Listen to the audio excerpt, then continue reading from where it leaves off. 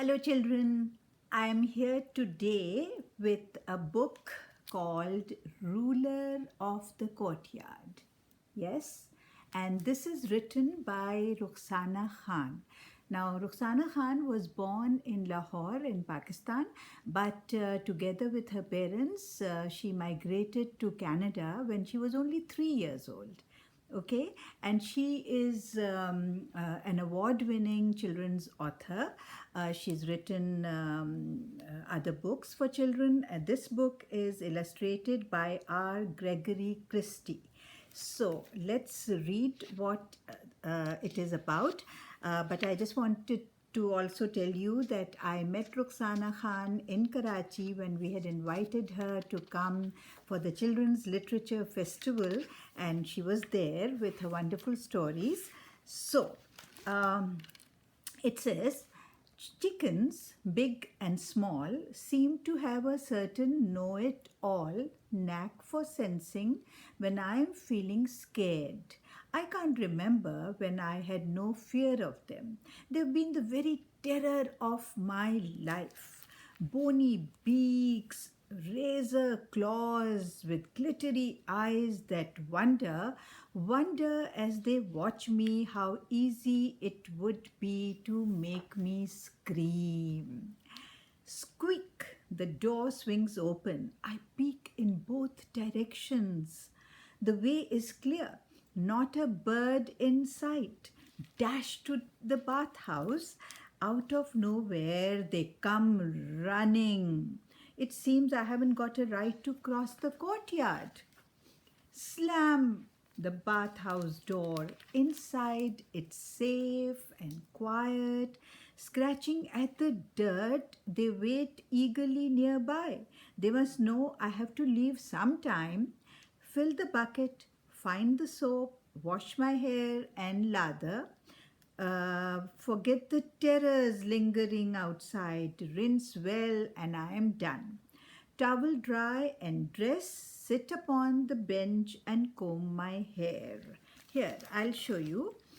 Here she is, this girl who is terrified of the chickens in the courtyard, and here they are waiting for her, right? Just outside.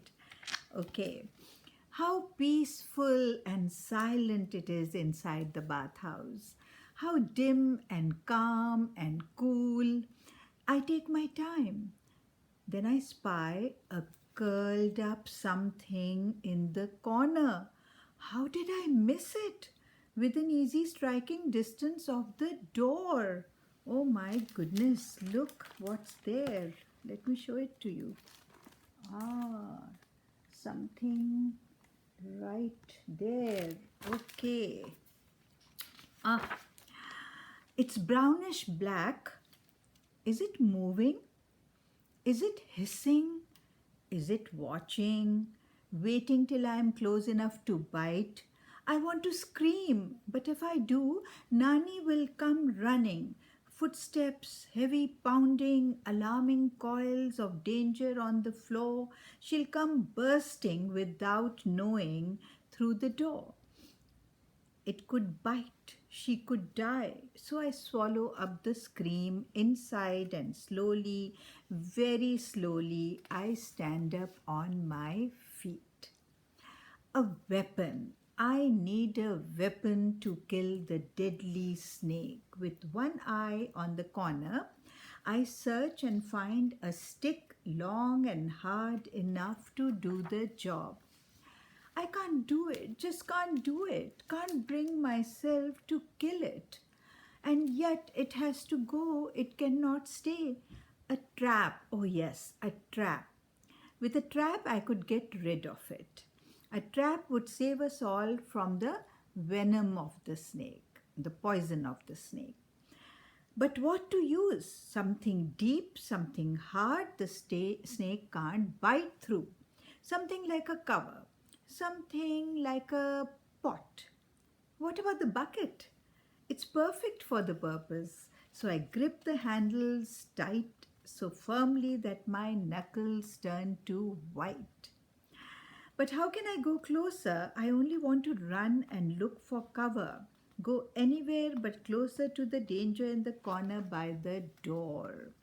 There's no choice, none at all. No one else is here to do it.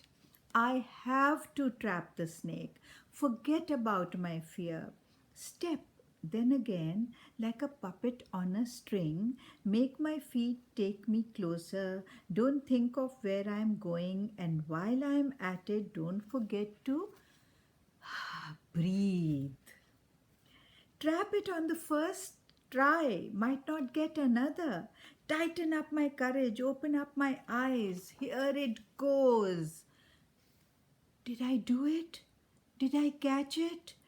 Peeking through my fingers, I look to see what happened to the snake. I missed. You see, she misses it. Let's see what happens next. Pressed against the wall, I strain to reach the bucket. Is it coiling up to strike or moving back to leave? I hear it hiss and slither, scales rubbing one another, or is it just the rushing of my breath? Every hair is standing all along my spine. I'm shaking, but determined I cannot fail again. Very, very carefully, when the time is right, I slam the bucket down around the snake. All is silent, all is still. Not a movement, not a rustle. I can't believe I did it. I can breathe, but it's too quiet, much too quiet. No sounds coming from the bucket. No moving or hissing of a trapped and angry snake. Did I somehow kill it after all? A moment passes, then another, and one more, still absolutely silent. I'm waiting for a sign. The snake's alive. I can't stand it any longer. I must know if I have killed it. With the stick, I lift the bucket up. I blink. I can't believe it. It's not a snake at all. It's a drawstring. You know, a nada, a kamarband, a zarband. I trapped my nani's nada, all that fuss to catch the rope that ties up Nani's baggy pants. Then I'm laughing really, really hard. I cannot seem to stop.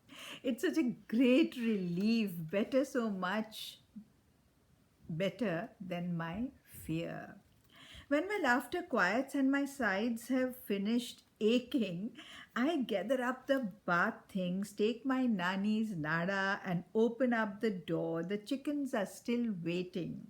Squawking, screeching, they jump at me and try to peck my toes. From deep within me comes a roar. I giggle when they scatter. They are shrieking. Have they lost their little minds? Did the chickens really scare me? It seems so long ago. They are savage little bullies, nothing more. To be a little wicked, taste the honey of revenge. I drop my things so I can chase the chickens. Through many feathers flying, I run laughing. I run shouting. I am mighty Saba, ruler of the courtyard. No more will I stay cooped up in the house, and now the chickens know I've got a right to cross the courtyard and walk wherever I may wish to go.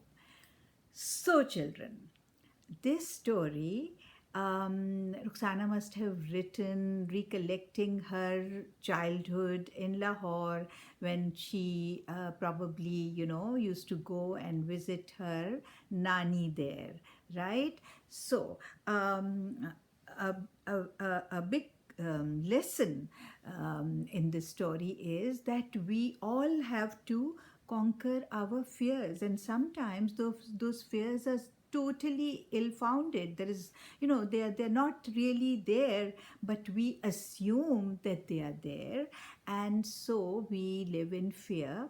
And we must learn to be brave, courageous, deal with our fears, and then we will know that they don't really exist. Okay? Khuda Hafiz.